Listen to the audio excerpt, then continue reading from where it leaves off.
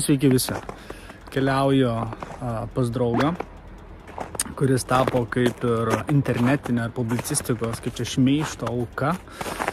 Ir jo, iš tiesų, neplanau daryti logo, video logo apie tai, kadangi mano YouTube kontentas tais nėra apie politinis, ar teisėsaugos, ar kriminalinės, ar šmeižto, ar apgaulės. Tačiau, kada mano mama susisiekė su manimi iš Vokietijos ir pasakė, kad Eimantai, tavo draugas yra internete, draugas, kurį pažįstu nuo mokyklos laikų, kuris buvo piršlys mano vestuvėse ir kurio jo ir partnerės nuotrauka buvo paskelbta internete kaip ieškomi, kaip susiję su vaiko pagrobimu, tada aš sunerimau.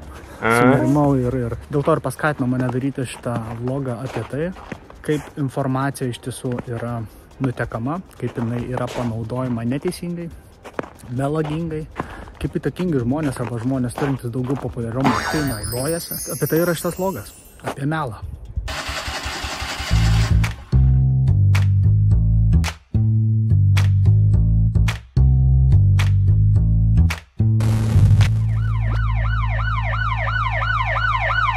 Tai va, keliauju dabar pas savo draugą, tarti tolimesnius veiksmus, kaip galima kovoti prieš melą, kaip galima kovoti prieš neteisingą, melagingą informaciją ir kaip nereikia tylėti. Bet kokiu atveju nereikia tylėti, nes jeigu žmonės melagingai savo populiarumu to naudojasi, tai reikia jiems atliepti atgal. Gerą žiūrėjimą.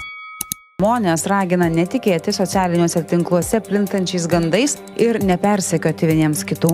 Nors jokios oficialios patvirtintos informacijos nėra, žmonės socialiniuose tinkluose dalinasi asmeninę kitų žmonių informaciją, seka mašinas, fiksuoja kitus duomenis, taip darydami pažeidimus. Šis mergaitės pagrobimas Kaune iš tiesų nuskambėjo labai garsiai po visą Lietuvą ir, manau, palietė ne vieno širdis, bet buvo ir tų, kurie, manau, pasinaudojo šią istoriją savęs populiarinti. Kas po Antano Kandroto paskelbimo savo profilyje mano draugas tapo internetinėje Lietuvos plotmėje nusikaltėlis nuversėlis.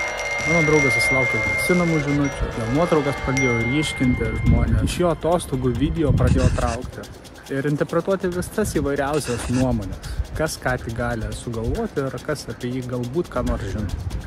Skirkime dėmesį jo poelgius. Antanas Kandrotas nusprendė paviešinti šitą žmogų kaip įtariamą, kad jis yra susijęs su mergaitės pagrobimu, neturintis visiškai jokių įrodymų. Ar jis čia mane patrolint sugalvojo, ar jis čia dar kažką sugalvojo. Labą dieną, Antanas Kandrotas skambina. Žiūrėkit, nustačiau tokį asmenį, kuris galimai susijęs yra su pagrobėjais to mergaitės. Konkretaus jau žmogaus ir jo merginos veidus. Jūs tikras, kad jūs skelbėt neklydote? Puola kalbėti visi, kurie nežino. Taip Kandrotas teigia, kad policija nedirba savo darbo, kad jis imasi pats savo rankomis priemonės, kaip yra lietuviškas Zoro, imasi savo priemonėmis ir ieško pats nusikaltėlių. Ir kiek tai padėjo tyrimui?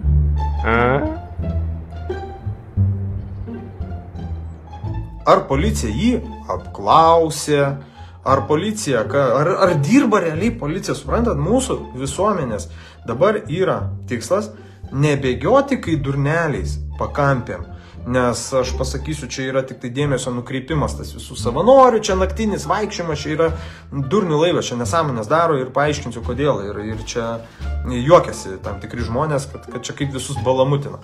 Policija, aišku, dirbo, žiauriai gerai pradirbo, tikrai buvo mesta daug pajėgų, ryšiai panaudoti, technologijos panaudotos, ta prasme, ir normalūs policininkai, kurie davė priesaiką Lietuvai, jie velniop išėjo iš tos policijos. Tie, kuriem jau buvo amžius, kad galėjo išeiti, kiti dirbo, jau gali išeiti pensiją, bet vis tiek dar dirbo. Išėjo velniop.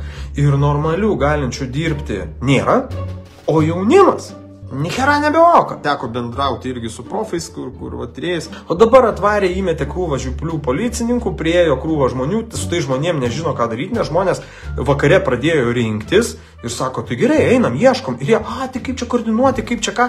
Ir jau tada pradėjo kažką lipdyti. Policija yra iš esmės sugriauta ir klausimas, ar jinai grįžtamai yra. Kokio perkūno ieškoti, šukuoti ten tuos visus rajonus, jeigu vaikas buvo sukištas į mašiną ir išvežtas. Buvo ten jo visokių, ten garažus laužo, dar kažką daro, iš vis ne Kaune čia reikia šito reikalo daryti. Ir sakė ten, juokdavosi iš jų, ten jie praktiškai gyveno tam garaže. O ten tos paieškos, tos visos nesąmonės ir daug pajėgumų ir be visuomenės pagalbos. Nebūtų ta byla čia ištirta, tegu nepasakojate. Aš vienas atlaikiau krūvį už visą žiniasklaidą ir greičiau visą informaciją viską išviešinau.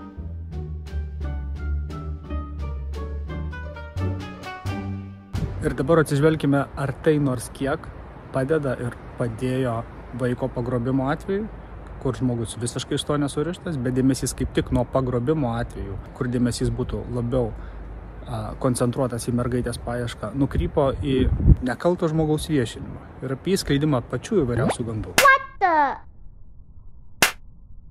Tai nukreipė nuo tyrimo, daug dėmesio nukreipė savo, kartebė jis toliau tai daro, daug dėmesio nukreipė mano draugui, daug kritikos, daug publicistikos, daug reklamos. Internetinė prieiga yra labai galima apjungti mus per patirtis, keliones, per nuotykius, per dalinimas į savo nuomonės.